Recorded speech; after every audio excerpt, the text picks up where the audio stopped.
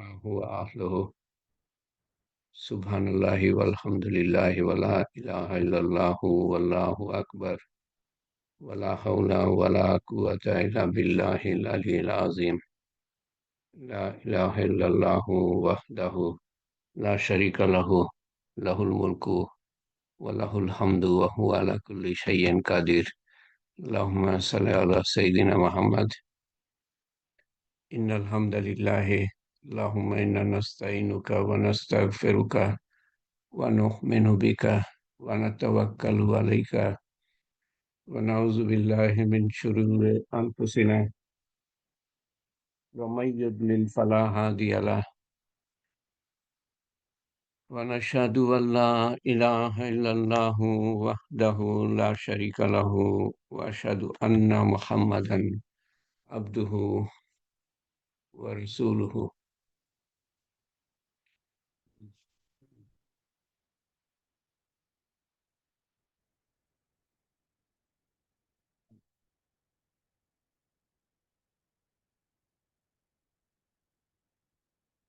الحمد لله، الصلاة والسلام على رسول الله. এই পাক জাত, সেই সৃষ্টিকর্তার, সেই পালনকর্তার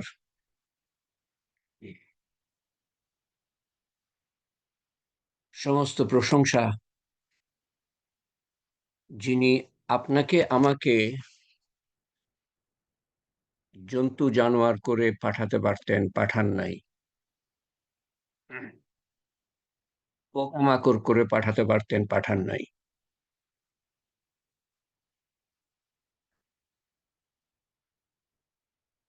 শিয়াল কুকুর করে পাঠাতে পারতেন, পাঠান নাই।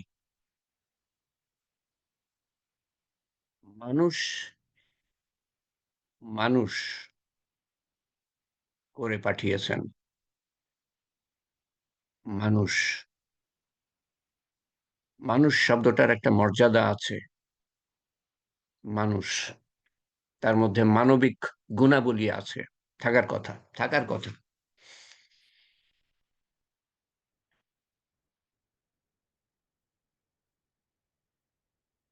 বুঝ তো শুনি রসতলে গিয়েছে মানবিক গুণাবলীর দিক দিয়ে, কিন্তু মানুষের মানবিক গুণাবলী থাকার কথা।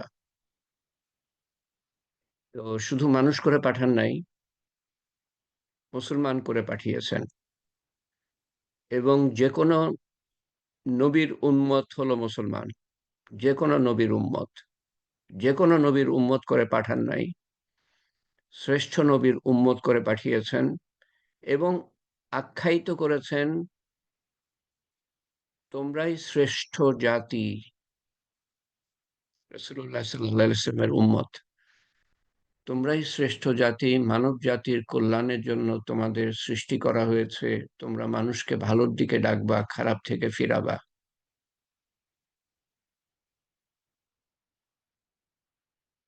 আমি সবাইকে, আল্লাহ তাআলা বলছেন, যে নিজেকে মুসলমান হিসেবে দাবি করে তাকে বলছেন। এবং শুধু দাবি করলে হবে না, তার মানে শুধু দাবি করলে হবে না, শ্রেষ্ঠ জাতির যে কাজ, মর্যাদা দিয়েছেন, সেই মর্যাদা মতো উঁচু মর্যাদা, উঁচু কাজ, এবং সেটা হলো নবীর কাজ। সেই কাজটা করতে হবে। মানুষকে আল্লাহর দিকে ডাকতে হবে, আল্লাহর থেকে আল্লাহর পরিচয় দিতে হবে। আমাকে নিজেকে জানতে হবে আগে, মানুষকে পরিচয় দিতে হবে, আল্লাহর সাথে জোড়ার চেষ্টা করতে হবে। এইভাবে জীবনটা যাপন করতে হবে। নিজে আমল করব, অন্যকে আমলের দিকে ডাকবো, এবং অন্যকে বলবো যে তোমারও কাজ অন্যদেরকে তুমি আল্লাহর দিকে ডাকো। আমরা আমল করব, আমরা মানুষকে ডাকবো, এবং অন্যদের যাদের ডাকবো তাদের বলবো যে এটা তোমাদেরও কাজ। এভাবে রাসূলুল্লাহ সাল্লাল্লাহু আলাইহি সাল্লাম কিয়ামত পর্যন্ত নবী। আমরা উত্তম নামাজ সম্বন্ধে আলোচনা করার পরে,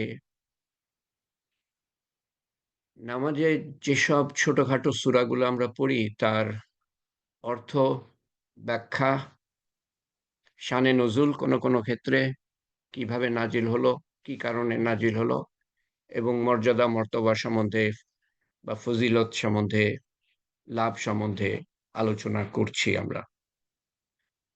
সূরা ফাতিহার সম্বন্ধে আলোচনা করেছি এবং তারপরে চারকুল এই পর্যন্ত হয়ে গিয়েছে। গতবার সূরা কাফেরুন শেষ হলো, কুল ইয়া আইয়ুহাল কাফেরুন। তার আগে আমরা সূরা আসর নিয়ে আলোচনা করেছি।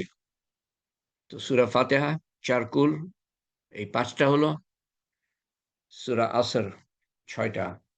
আজকে ৭ নম্বর সূরা লাহাব। লাহাব শব্দের অর্থ যা আপনার চোখের সামনে দেখতে পাচ্ছেন, অগ্নিশিখা। তো সূরা লাহাব সম্বন্ধে আলোচনা করতে গেলে আবু লাহাব সম্বন্ধে আলোচনা করা দরকার আগে। আবু লাহাব রাসূলুল্লাহ সাল্লাল্লাহু আলাইহি সাল্লামের চাচা। উনার বাবা আব্দুল্লাহ এর সৎ ভাই, অর্থাৎ সৎ চাচা। একই পিতা আব্দুল মুতাল্লিব, কিন্তু মা আলাদা। এক মায়ের কোলে আব্দুল মুতাল্লিব, আরেক মায়ের কোলে আবু লাহাব। সেই হিসাবে সৎ চাচা।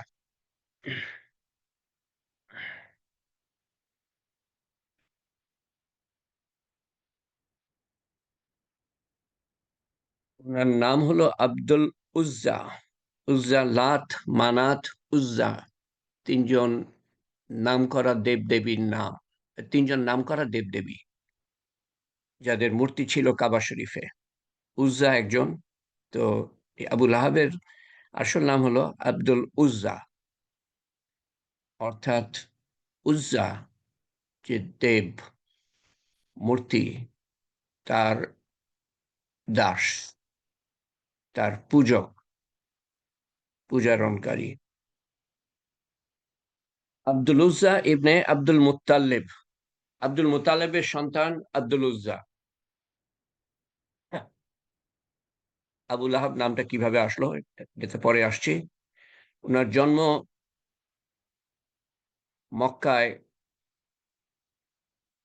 ৫৫০ খ্রিস্টাব্দের ১ বছর আগে, ৫৪৯ খ্রিস্টাব্দে। রসুল্লাহ সাল্লাহ সাল্লামের জন্ম ৫৭০ খ্রিস্টাব্দে। তার মানে রসুল্লাহ সাল্লাহ ইসলাম থেকে ২১ বছরের বড়। আবু লাহাব ছিল হাশেম উপগোত্রের সর্দার। কুরাইশ এর কুরাইশ একটা গোত্র, তাদের ১৩টা উপগোত্র ছিল। ১৩টা উপগোত্র মিলে কুরাইশ গোত্র। মক্কায় বাস করত এরা। ১৩টা উপগোত্র, তার মধ্যে একটা গোত্র হলো হাশেম। হাশেম, হাশেমীয় যে উপগোত্র, তার সর্দার আহ তার সর্দার ছিলেন আব্দুল মুতালেব, এবং পরে আবু লাহাব সর্দার হয়।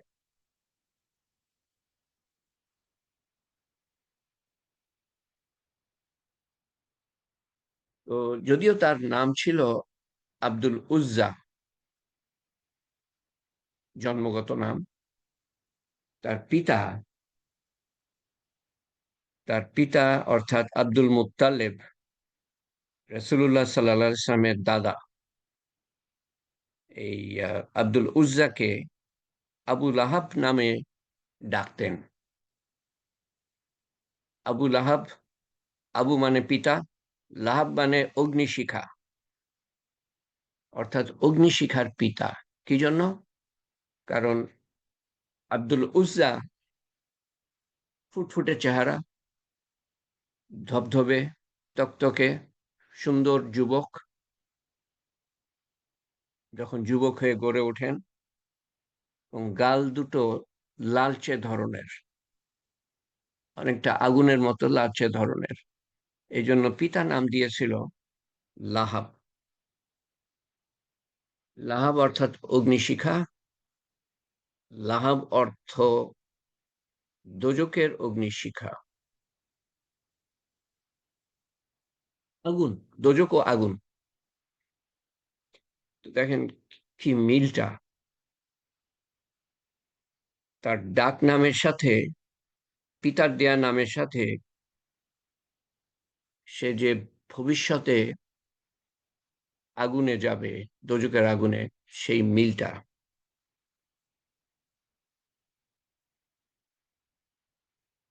কিন্তু দেখতে খুবই সুন্দর, সুদর্শন যুবক। আম, চুল দুটো, দুই, চুল, মাথার চুল দুই ভাগে ভাগ করা পিছনের দিকে, আহ, ঝুঁটির মতো দুটো ভাগ করা ছিল।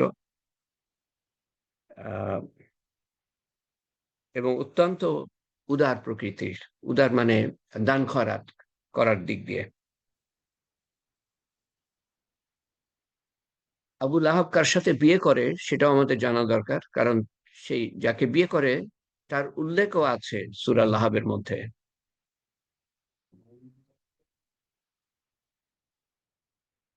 এবং সেই মহিলার নাম হলো আরওয়া, উম্মে জামিল। উম্মে জামিল মানে জামিলের মাতা আরওয়া, বিনতে হারব। বিনতে মানে কন্যা, হারবের কন্যা। এবং আবু সুফিয়ানের নাম আপনারা মনে রেখে থাকবেন। ইসলামের ঘোর শত্রু ছিল, মক্কা বিজয়ের পরে মুসলমান হয় আবু সুফিয়ান। এবং আবু সুফিয়ানের পিতার নাম হার্ব, আর উম্মে জামিল এর পিতার নাম হার্ব। আবু সুফিয়ান এবং উম্মে জামিল ভাই বোন। আবু সুফিয়ান এর পিতা হার্ব ছিলেন উমাইয়া উপগোত্রের, কুরাইশের মধ্যে উমাইয়া উপগোত্র একটা ছিল, যেমন হাশেম উপগোত্র ছিল, আব্দুল মুত্তালিব উপগোত্র একটা ছিল, সেরকম উমাইয়া উপগোত্র ছিল। তো আবুল আহাবের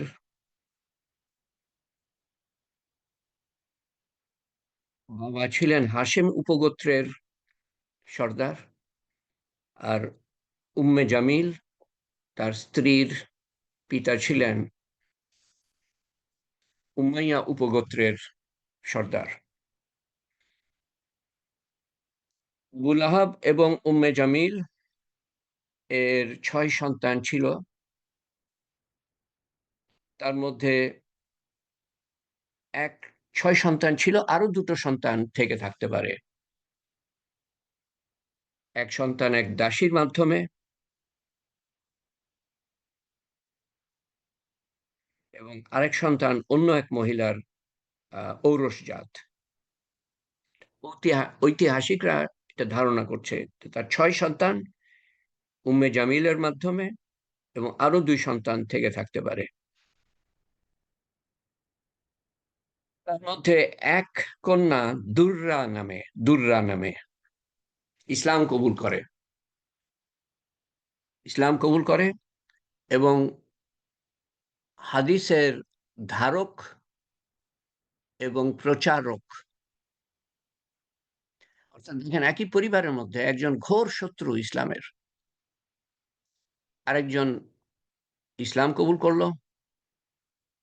আরো একজন সন্তান যার নাম উতবা, তিনিও ইসলাম কবুল করেন মক্কা বিজয়ের পরে, এবং রসুল্লাহ সাল্লাহ ইসলামের আনুগত্য স্বীকার করেন।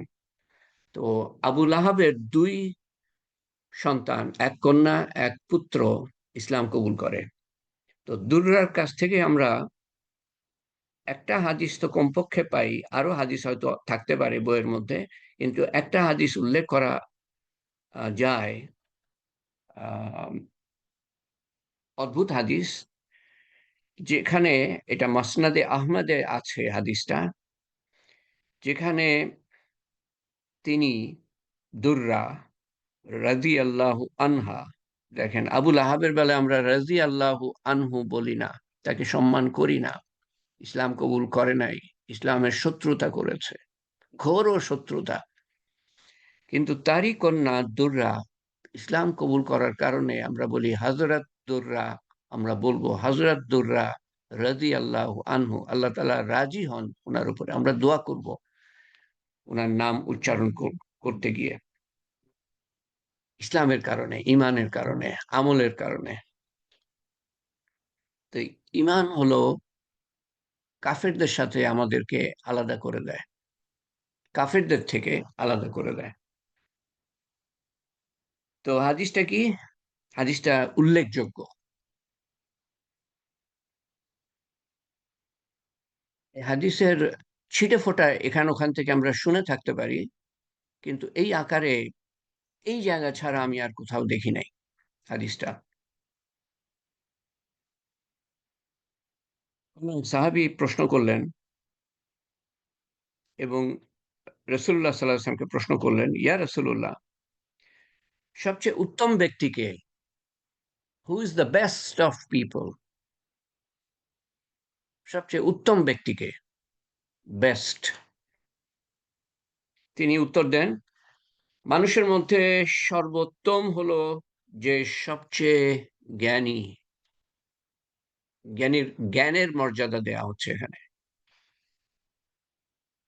জ্ঞানী। আমি যেই পরিমাণে জ্ঞানী হব এবং সেই, এবং যেই পরিমাণে আমল করব, আল্লাহকে চিনবো এবং আমল করব, তার মানে ইমান হবে আর আমল করব, সেই পরিমাণে আমি আল্লাহ তাআলার কাছে উত্তম। জ্ঞানী, যে সবচেয়ে জ্ঞানী, যে সবচেয়ে আল্লাহ তাআলাকে ভয় পায়, অর্থাৎ আল্লাহর আদেশ অনুসরণ করে, নিষেধ থেকে দূরে আসে, এটা হলো ইসলাম। আল্লাহর আদেশের দিকে যাওয়া, আল্লাহর নিষেধ থেকে ফেরা। এবং সবচেয়ে বেশি, যে কথা দিয়ে আমি শুরু করলাম, আমি ইচ্ছা করে করি নাই, যে কথাগুলো শুরুতে বললাম এটা আমার মাথায় আসলো, আমি বলে দিলাম, কিন্তু এই যে এখন তার সাথে মিল আছে, যে কথা দিয়ে আমি শুরু করলাম, যদি শুরুর দিকে আপনি থেকে থাকেন তাহলে বুঝবেন এই হাদিসের মধ্যে সেই কথাটা বলা আছে। সবচেয়ে উত্তম ব্যক্তির গুণাবলীর মধ্যে সবচেয়ে জ্ঞানী, সবচেয়ে আল্লাহ তাআলাকে ভয় করে, সবচেয়ে বেশি মানুষকে ভালোর দিকে ডাকে। তোমরাই শ্রেষ্ঠ উম্মত, মানব জাতির কল্যাণের জন্য তোমাদের নির্বাচিত করা হয়েছে, তোমরা মানুষকে ভালোর দিকে ডাকবা, খারাপ থেকে ফিরাবা। এবং এই হাদিসে বলা হচ্ছে তারপরে সবচেয়ে বেশি ভালোর দিকে ডাকে, সবচেয়ে বেশি খারাপ থেকে ফিরায়,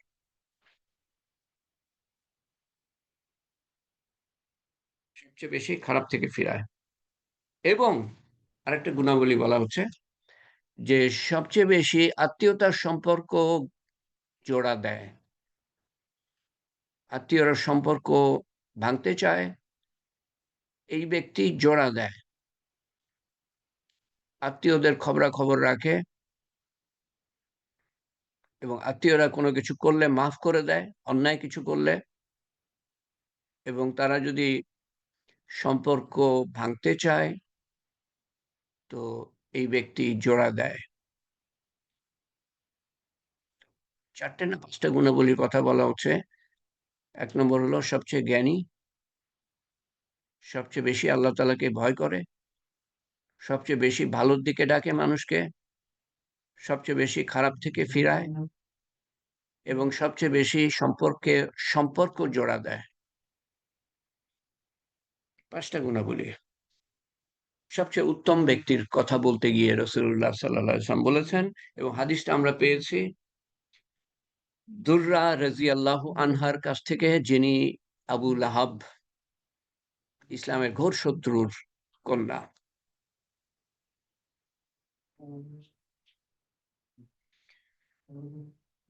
570 খ্রিস্টাব্দে রাসূলুল্লাহ সাল্লাল্লাহু আলাইহি ওয়াসাল্লামের জন্ম, 40 বছর বয়সে, অর্থাৎ 610 খ্রিস্টাব্দে তিনি নবুয়ত প্রাপ্ত হন। নবুয়তের কাজ ওনাকে দেওয়া হয়, নবুয়তের কাজ 610 খ্রিস্টাব্দে। প্রথম 3 বছর মুসলমানরা উনি দাওয়াত দেন গোপনে, কারণ কুরাইশরা যা করত ইসলামের একেবারে পরিপন্থী। তারা দেবদেবীর পূজা করত, আর ইসলাম এক আল্লাহ, যিনি ধরাছোঁয়ার বাইরে কিন্তু অতি নিকটে, যাকে দেখা যায় না কিন্তু, এবং ওনার একটা নাম হলো আহ আহ, বাতেন, বাতেন, অদৃশ্য, কিন্তু উনি জাহেদ, আরেকটা নাম। ওনার সৃষ্টির মাধ্যমে উনি প্রকাশ্য, আপনার মাধ্যমে উনি প্রকাশ্য, আমার মাধ্যমে উনি প্রকাশ্য। আপনি আমি কোত্থেকে আসলাম? সৃষ্টিকর্তা সৃষ্টি না করলে আমরা কোত্থেকে আসতাম? চাঁদে গিয়ে যদি আইফোন পান, তো দুটো কথা মাথার মধ্যে আসবে। নিশ্চয়ই কেউ এই আইফোনটা সৃষ্টি করেছে, কেউ, এবং নিশ্চয়ই কেউ নিয়ে এসছে। একই ব্যক্তি হতে পারে, কিন্তু পিছনে একটা সৃষ্টিকর্তা এবং নিয়ে আসার মতো মানুষ, চাঁদে নিয়ে আসার মতো মানুষ, কারণ চাঁদে ফ্যাক্টরি নাই, থাকতে হবে। তো চাঁদের এই আইফোনের বেলায়, স্যামসাং এর বেলায় যদি এই কথা খাটে, এত বড় একটা বিশাল সৃষ্টি, এটা কিভাবে কোত্থেকে আসলো একটা সৃষ্টিকর্তা ছাড়া? তো কুরাইশদের যে উপাসনার আহ, বস্তু ছিল মূর্তি, দেবদেবী, 360 মতো। আর রসুল্লাহ সাল্লাম যে দাওয়াত নিয়ে আসলেন সেটা হলো এক আল্লাহর ইবাদত। আল্লাহ ছাড়া কোনো মাবুদ নাই, নাই কোনো শক্তি আল্লাহ ছাড়া। কারো কাছে আমি চাইবো না আল্লাহ ছাড়া, কারণ কেউ সমস্যার সমাধান করতে পারে না আল্লাহ ছাড়া। আল্লাহ থেকে হয়। লাত, মানাত, উজ্জা, দেবদেবীর নাম, তাদের থেকে হয় না। কারো কোনো ক্ষমতা নাই, কোনো কিছুর কোনো ক্ষমতা নাই। যে ক্ষমতা আমরা দেখতে পাচ্ছি, হ্যাঁ ক্ষমতা আমরা দেখতে পাচ্ছি, আগুনের ক্ষমতা আমরা দেখতে পাচ্ছি, আল্লাহর দেয়া। বাতাসের ক্ষমতা আমরা দেখতে পাচ্ছি, আল্লাহর দেয়া। পানির ক্ষমতা আমরা দেখতে পাচ্ছি, আল্লাহর দেয়া। মাটির ক্ষমতা আমরা দেখতে পাচ্ছি, আল্লাহর দেয়া। ছুরির ক্ষমতা আমরা দেখতে পাচ্ছি, কাটতে পারে, আল্লাহর দেয়া। জন্তু জানোয়ারের ক্ষমতা আমরা দেখতে পাচ্ছি, আল্লাহর দেয়া। সূর্য তারার ক্ষমতা আমরা দেখতে পাচ্ছি, আল্লাহর দেয়া। আল্লাহ তাআলা যখন ইচ্ছা রদ করে নিতে পারেন। লা ইলাহা ইল্লাল্লাহ, নাই কোনো মাবুদ, নাই কোনো প্রতিপালক, নাই কোনো সৃষ্টিকর্তা, নাই কোনো নিয়ন্ত্রক, নাই কোনো ক্ষমতাশালী আল্লাহ ছাড়া। কলেমা এটাই বলতে চাচ্ছে। যখনই কলেমা বলেন, এই অর্থটা, অন্তর্নিহিত অর্থটা আপনার মনের মধ্যে থাকতে হবে। আর না হলে কি হবে, যে আপনি আল্লাহর ইবাদত করছেন কিন্তু আরো অন্যান্য কিছুর প্রতি আপনার শরিক, মনের মধ্যে শরিক আছে, অন্যান্য ক্ষমতাও আছে। এটা মনে করবেন যখন, তখন ওটা শরিক হবে, সেটা শিরক হবে। শিরক। একমাত্র আল্লাহ তাআলা সমস্ত কিছুর, সমস্ত ক্ষমতার উৎস। একমাত্র তিনি সৃষ্টিকর্তা, তিনি প্রতিপালনকারী। আমার পিতা না, আমার স্বামী না, আমার স্ত্রী না, আমার সন্তান না, কেউ আমার প্রতিপালন করে না, আল্লাহ করেন। এদের মাধ্যমে করেন, আল্লাহ করেন। আল্লাহ চাইলে আমার সন্তান আমাকে খাওয়াবে না, আল্লাহ চাইলে আমার পিতা আমাকে খাওয়াবে না, আল্লাহ চাইলে আমার মা আমাকে খাওয়াবে না, আমার বাবা আমাকে খাওয়াবে না, আল্লাহ চাইলে পরে, আল্লাহ চান বলে এরা খাওয়ায়। তো রসুল্লাহ সাল্লাহ সাল্লাম প্রকাশ্যে ওনার আহ, দাওয়াতের অনুমতি ছিল না, কারণ আল্লাহ তাআলা জানতেন এরা ঘোর বিরোধিতা করবে। তো প্রথম 3 বছর গোপনে দাওয়াত দেওয়া হতো, এবং সংখ্যায় অল্পই ছিল, হয়তো 50-এর কম হবে প্রথম 3 বছর, 50-এর কম বা 40-এর কম হবে। এবং ইনারা গোপনে ইবাদত করতেন এবং ধর্ম প্রচার করতেন, এবং পরিচিতদের মধ্যে ধর্ম প্রচার করতেন, পরিচিতদের মধ্যে। কিন্তু জানাজানি হয়ে যায়, তারপরে আহ, জানতে কতক্ষণ একই সাথে থাকে, উঠা বসা করে, তারপরে তো অত্যাচার শুরু হয়। এটা আগে হয় না পরে হয় আমি বলতে পারবো না, কিন্তু 613 সালে খ্রিস্টাব্দে, 613 খ্রিস্টাব্দে কোরআন শরীফে আল্লাহ তাআলা একটা আয়াত নাজিল করেন। সেটা হলো 26 নম্বর আয়াত, সূরা, 26 নম্বর সূরা, 214 নম্বর আয়াত। আল্লাহ তাআলা হুকুম দেন প্রকাশ্যে ইসলাম প্রচার করার জন্য। এবং প্রকাশ্যে ইসলাম প্রচার করার আগে শুনেছি আলেমদের কাছে যে এর আগে প্রকাশ্যে ইসলাম এর দাওয়াত দেওয়ার আগে রাসূলুল্লাহ সাল্লাল্লাহু আলাইহি সাল্লাম কুরাইশদেরকে দাওয়াত করেন, খাওয়ান। কোনো দাওয়াত, কোনো আল্লাহর দাওয়াত দেন নাই, দ্বীনের দাওয়াত দেন নাই। প্রথম দিন, প্রথম রাত খাওয়ান, দ্বিতীয় আরেক দিন বা পরের দিন হতে পারে, এটা আমি বলতে পারবো না, আহ, উনি আবার দাওয়াত করেন দ্বিতীয়বার, কিন্তু আল্লাহর দাওয়াত দেন নাই। তৃতীয়বার, আমার যদি মনে থাকে ঠিক মতো, তৃতীয়বার উনি দাওয়াত দেন। তারপর উনি দাওয়াত দেন ওই সময় না, তারপর আরেকদিন দাওয়াত শুরু করেন উনি খোলাখুলি ভাবে। সেটাতে আমি আসছি। এই যে উনি 3 দিন দাওয়াত দিলেন, খাওয়ার দাওয়াত, যেটাকে আমরা দাওয়াত বলি,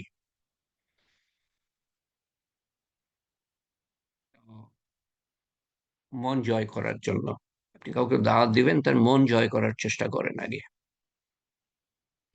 এই কথার প্রতি ইঙ্গিত এখানে আছে। আপনি খাওয়াতে না পারেন, ঠিক আছে, তার খবরাখবর নেন, তার মাধ্যমে তার মন জয় করতে পারবেন। একটা রিক্সাওয়ালার খবর নেন তাকে দাওয়াত দেওয়ার আগে, তার পরিবার পরিজনের, সে কোত্থেকে এসছে, তার নাম কি, সে একটা সত্তা। হে, এই রিক্সা, সে একটা রিক্সা না, তাকে একটা সত্তা হিসাবে, মানুষ হিসাবে আগে স্বীকৃতি দেন। কি নাম ভাই, কোত্থেকে, কোথায়, তোমার বাড়ি কোথায়, পরিবার পরিজন কে আছে, একটু একটু নৈকট্য।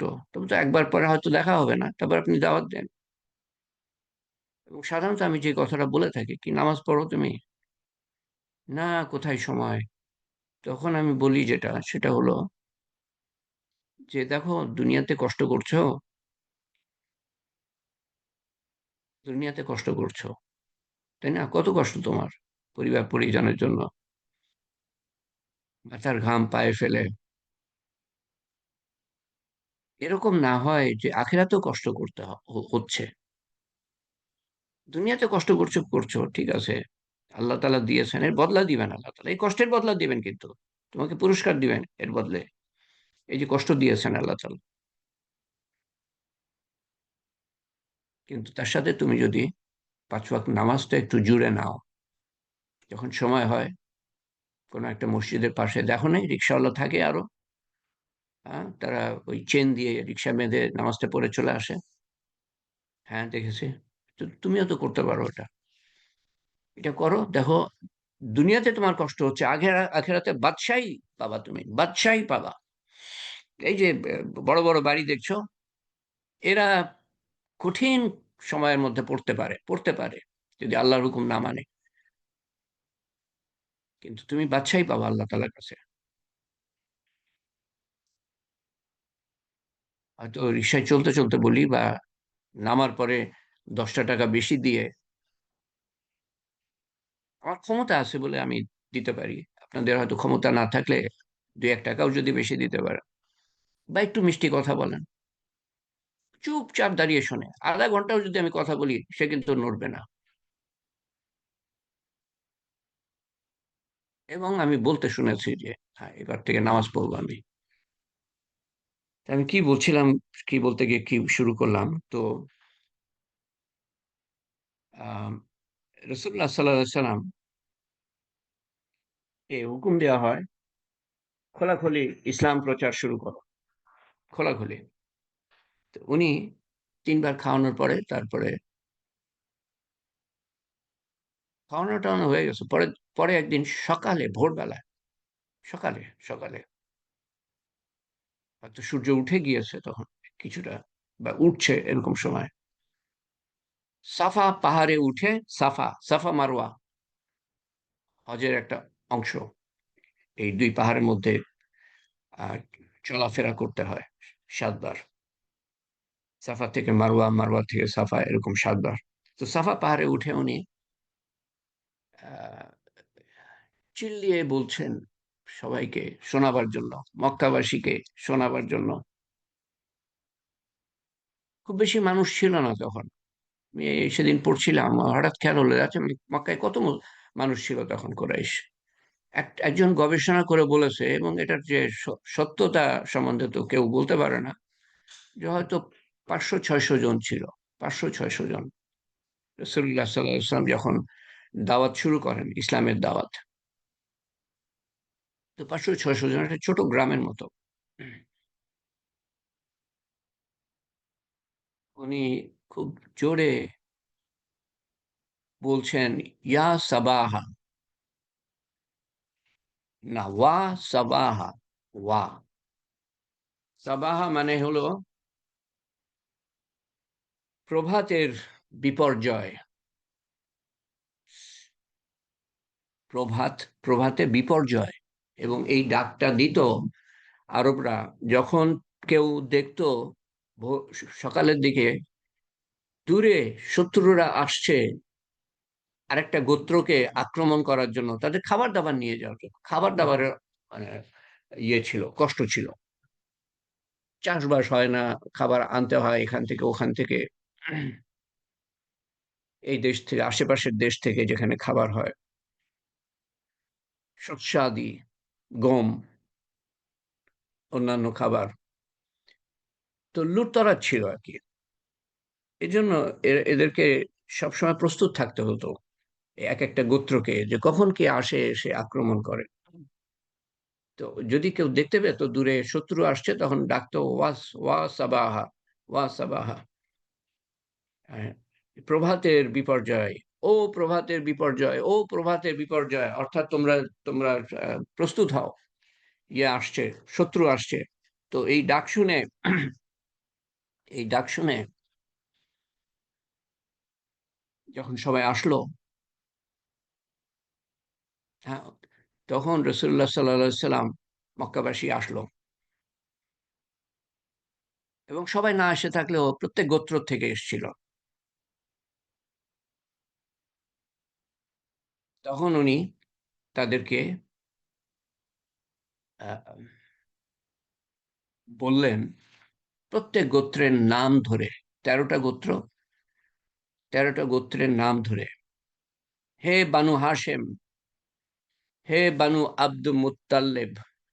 এই দুটা গোত্র রসুল্লাহ সাল্লাহ সাল্লামের নিকট আত্মীয়দের দ্বারা গঠিত, নিকট আত্মীয়দের গোত্র, বানু হাশেম, বানু আব্দ মুত্তাল্লেব। আব্দুল মুত্তালেব ওনার দাদা। হে বানু উমাইয়া, হে বানু ফেহের, হে বানু আদি, এভাবে 13টা গোত্রের নাম আহ ধরে সম্বোধন করেন। তারপরে বললেন যে আমি যদি তোমাদেরকে বলি যে এই পাহাড়, সাফা পাহাড়ের পিছনে শত্রু আছে, তোমরা কি বিশ্বাস করবা? তো তারা বলা বলা বলি করলো, তারা বললো আর কি, যে তোমাকে কখনো মিথ্যা কথা বলতে আমরা শুনি নাই। তুমি আমাদের মধ্যে বিশ্বস্ত, সত্যবাদী, আলামিন, খেতাব প্রাপ্ত। তুমি যদি বলো আমরা বিশ্বাস করব। পাহাড়ের পিছনে শত্রু, আমি যদি বলি বিশ্বাস করবা, তুমি যদি বলো বিশ্বাস করব। তুমি কখনোই মিথ্যা বলো না। তো যে কখনোই মিথ্যা বলে নাই, সে 40 বছর বয়সে এসে কেন মিথ্যা বলতে বলতে যাবে? তখন 43 বছর বয়স। তখন উনি বললেন, দেখেন কত সংক্ষিপ্ত ছিল ওনার দাওয়াত। তখন উনি বললেন,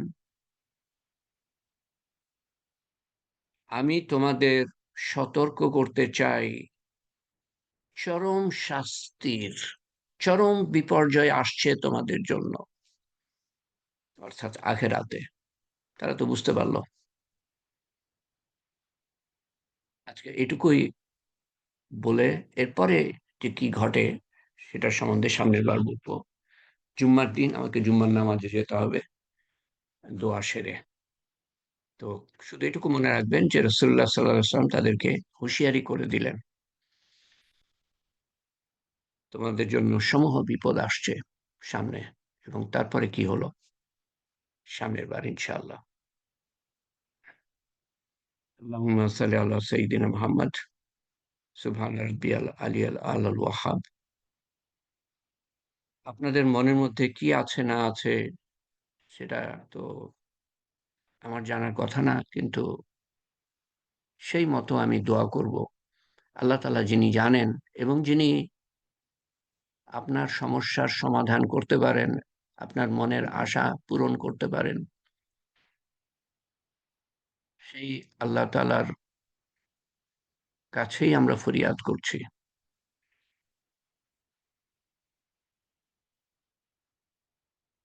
তার আগে পরিশেষে আপনাদেরকে সূরা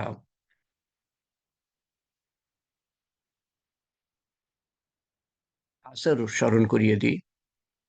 আউযু বিল্লাহি মিনাশ শাইতানির রাজিম। বিসমিল্লাহির রহমানির রহিম। ওয়াল আসর, সময়ের কসম। কসম করে আল্লাহ তাআলা বলছেন।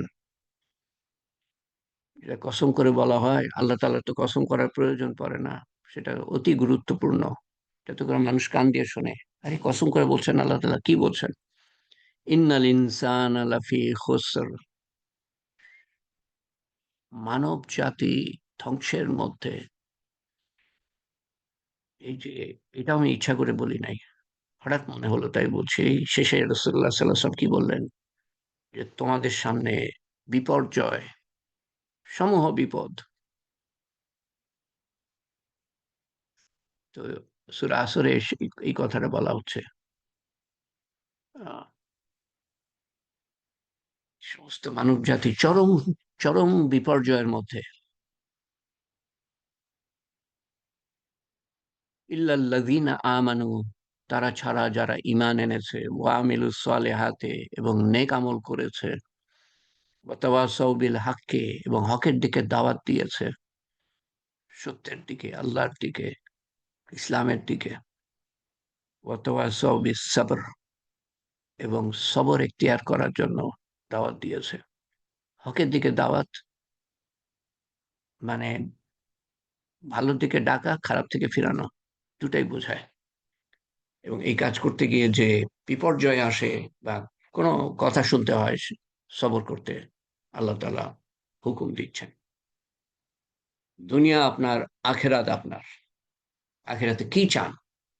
কি চান? পাওয়ার শুরু আছে, শেষ নাই। রাজত্বের শুরু আছে, শেষ নাই।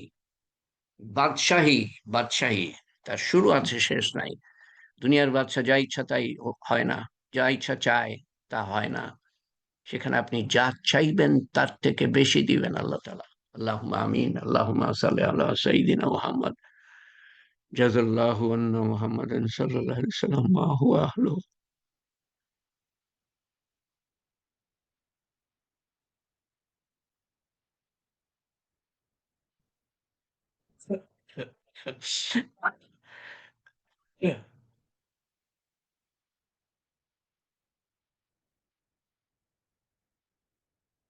اللهم أنت ربي لا إله إلا أنت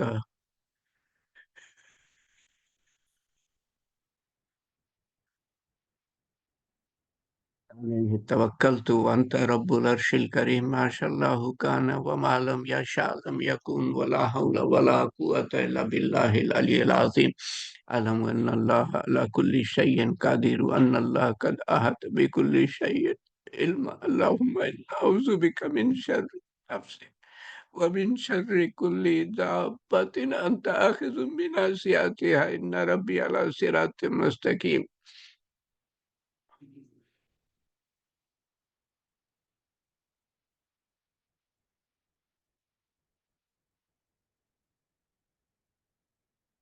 ربنا آتنا في الدنيا حسنة وفي الآخرة حسنة وقنا عذاب النار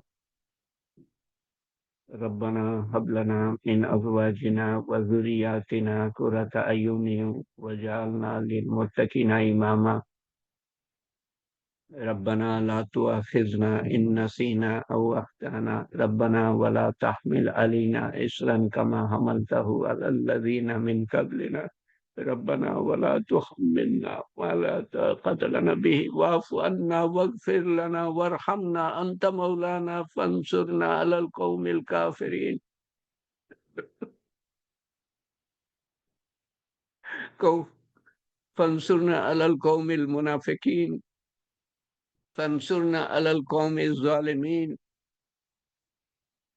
اللهم اغفر لأمة محمد صلى الله عليه وسلم اللهم ارحم أمة محمد صلى الله عليه وسلم اللهم احفظ أمة محمد صلى الله عليه وسلم اللهم اشفق أمة محمد صلى الله عليه وسلم اللهم اهدي أمة محمد صلى الله عليه وسلم اللهم اهدنا واهد بنا واهد الناس جميعا اللهم اغفر لي ولوالدنا وجميع المؤمنين والمؤمنات والمسلمين والمسلمات الأحياء منهم والأموات إنك مجيب الدعوات برحمتك يا أرحم الراحمين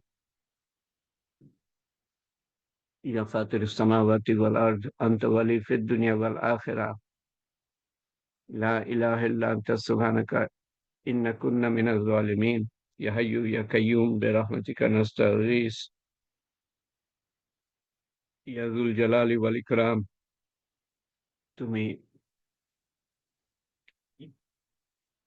আমাদেরকে যা কিছু আমল করার তৌফিক দিয়েছো ইখলাসের সাথে যেন সেটা হয়, যেন সেটা হয়ে থাকে আল্লাহ। ইখলাস দান করো।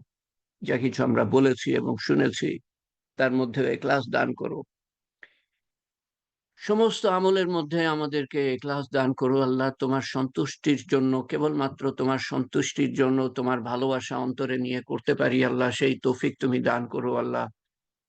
এবং সমস্ত মানুষের চিন্তা ফিকির নিয়ে যেন করতে পারি, সমস্ত মানুষের হেদায়েত যাতে আসতে পারে আমাদের আমলের দ্বারা, সেই চিন্তা ফিকির নিয়ে যেন আমল করতে পারি আল্লাহ। সমস্ত মানুষের ভালাই চেয়ে যেন আমল করতে পারি, সমস্ত মানুষের জন্য হেদায়েত চেয়ে যেন আমল করতে পারি, সমস্ত মানুষের ঈমান আমলের তৌফিক চেয়ে যেন আমরা আমল করতে পারি এবং পরিপূর্ণভাবে, সুন্দরভাবে, সমর্পণের সাথে, সচেতনতার সাথে, একাগ্রতার সাথে, মনোযোগের সাথে, বিনয়ের সাথে আমল করতে পারি, পুরা দিন জানতে পারি, পুরা দিনের উপর দাখিল হতে পারি, ধাপে ধাপে প্রতিটা দিন যেন আরো সুন্দরভাবে আমরা এগোতে পারি পুরা দিনের দিকে। সেই তৌফিক তুমি দান করো, জানার, তোমাকে জানার, পুরা দিন জানার এবং পুরা দিন মানার তৌফিক দান করো আল্লাহ।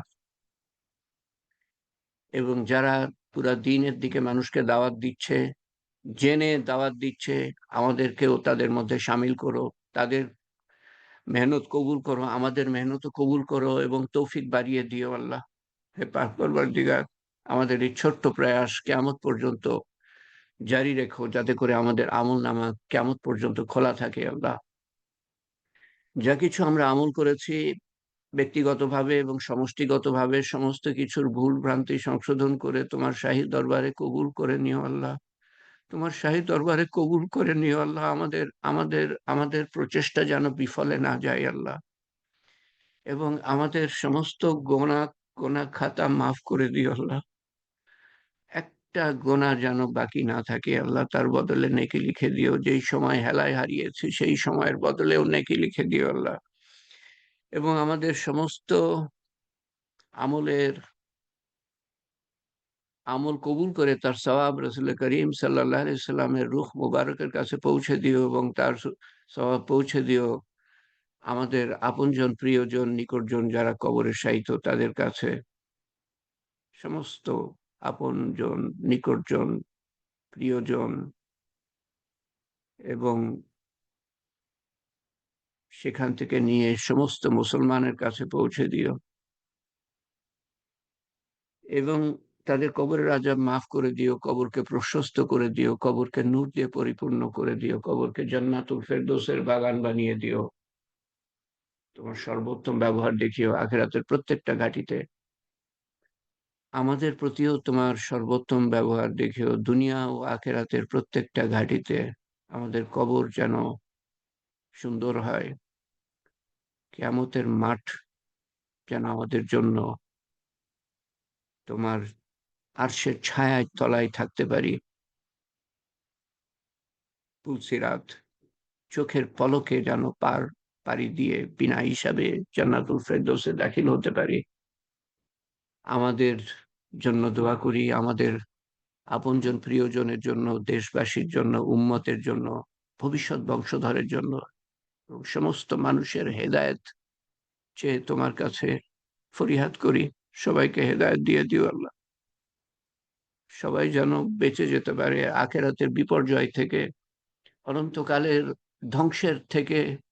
সমস্ত মানুষ যেন বেঁচে যেতে পারে আল্লাহ, ইমানের দ্বারা, আমলের দ্বারা, হকের দিকে দাওয়াতের দ্বারা এবং সবরের দাওয়াতের দ্বারা।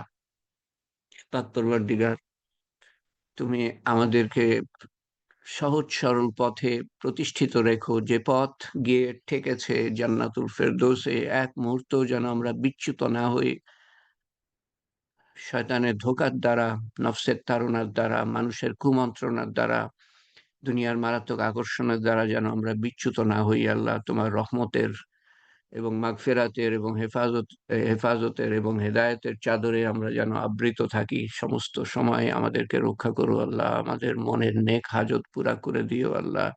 যা দুনিয়ার জন্য মঙ্গলজনক হবে, যা হবে না মঙ্গলজনক তার বদলা আখেরাতে দিও।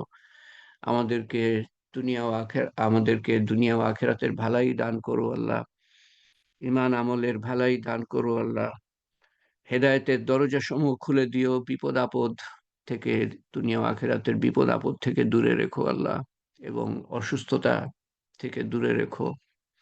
শারীরিক, মানসিক, রুহানি অসুস্থতা আমাদের অন্তরে যাদের কথা বিচলিত করে, তারা বিপদগ্রস্ত বলে বা অসুস্থ বলে, তাদের বিপদ এবং অসুস্থতা দূর করে দিও আল্লাহ। হে পাক পরওয়ারদিগার, তুমি আমাদেরকে এমন বিপদ দিও না, এমন পরীক্ষা দিও না যা আমরা পাশ করতে পারবো না, এমন দুর্ঘটনা দিও না যার মধ্যে সবর করতে পারবো না, এমন মারাত্মক মৃত্যু দিও না যেখানে কলেমা পাঠ করতে পারবো না। আমাদের জীবন সহজ করো, মৃত্যু সহজ করো, কবর সহজ করো, আখিরাতের প্রত্যেকটা ঘাঁটি সহজ করে দিও আল্লাহ। এবং তার সম্ভব কেবলমাত্র তোমার সাথে সম্পর্কের মাধ্যমে। সেই সম্পর্ক গড়ার তৌফিক দান করো। আমাদেরকে আপন করে নিও আল্লাহ, আমাদেরকে আপন করে নিও আল্লাহ। তোমার রহমতের ছায়া তলে আমাদের রেখো, একটুখানি ছায়া দিও আল্লাহ, একটুখানি ঠাঁই দিও আমাদেরকে আল্লাহ। একটা মাত্র জীবন যেন ধ্বংস হয়ে না যায়। রাসূল করিম সাল্লাল্লাহু আলাইহি সাল্লাম যা কিছু চেয়েছিলেন আমরাও তাই চাই। তিনি যা কিছু থেকে পানা চেয়েছিলেন আমরাও তার থেকে পানা চাই আল্লাহ। হে পাক পরওয়ারদিগার, আমাদেরকে কবুল করে নিও। তোমার শান চাওয়ার তো কোনো শেষ নাই, কিন্তু তোমার শান মতো তো কখনো চাইতে পারবো না। তোমার শান মতো তুমি দান করো, তোমার শান মতো হেফাজত চাওয়ার ক্ষমতাও নাই। তোমার শান মতো হেফাজত করো আল্লাহ। হে পাক পরবর্তীকার, সমস্ত ভালাই দান করো। আল্লাহুম্মা আসআলুকা ঈমানান কামিলান, ইয়াকিনান সাদিকান, ইলমান নাফিয়া, রিজকান ওয়াসিয়া, আমালান সালিহা, হায়াতান তাইয়্যিবা, দুআ মুস্তাজাব, লিসানান যাকিরা, কলবান খাশিয়া, রিজকান হালালান তাইয়্যিবা, শিফাই মিন কুল্লি দাই, ইয়া কাযিউল হাজাত, ইয়া রাফিয়াদ দারাজাত, ইয়া হালালাল মুশকিলাত, ইয়া মুজিবুদ দাওয়াত, برحمتك نستغيث، يا أول الأولين يا آخر الآخرين يا أكرم الأكرمين يا أرحم الراحمين يا راحم المساكين يا ذي القوة المتين. ربنا تقبل منا، ربنا تقبل منا، ربنا تقبل منا إنك أنت السميع العليم، وتب علينا إنك أنت التواب الرحيم. التواب الرحيم. سبحان ربك رب العزة عما يصفون، والسلام على المرسلين، الحمد لله رب العالمين. لا إله إلا الله محمد رسول الله صلى الله عليه وسلم. سبحان الله وبحمده، سبحانك اللهم وبحمدك، أشهد أن لا إله إلا أنت، أستغفرك وأتوب إليك. اللهم صل على سيدنا محمد. আসসালামু আলাইকুম ওয়া রাহমাতুল্লাহি ওয়া বারাকাতুহু। ইনশাআল্লাহ আমরা সামনের সোমবারে মিলিত হব।